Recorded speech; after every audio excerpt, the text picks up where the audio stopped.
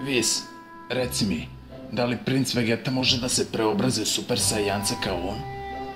Da, kao i ostala 3 sajanca koji su na zemlji, gospodine. Wow, pa vi baš imate sve informacije. Pa, to mi je sve čudno. Pa, možda treba da odem njih da pitam.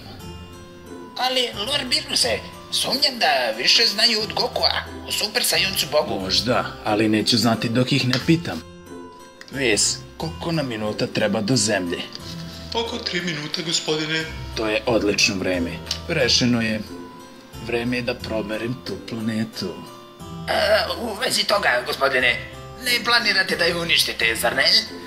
Sve dok me nešto ne iznervira. Slušaj, ti si, izvini, Lord Biruse, čuo sam da ste dosta snažni. Da li biste mi pokazali samo deo vaše snage, gospodine? Hoćeš da ti demonstriram svoju moć? Šta imaš na umu?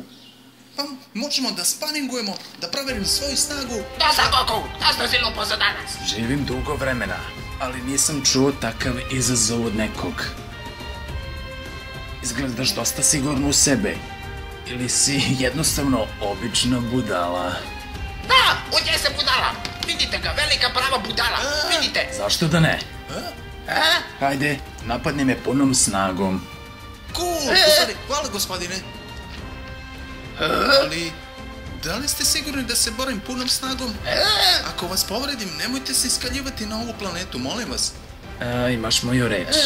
Pa, hajde da počnemo.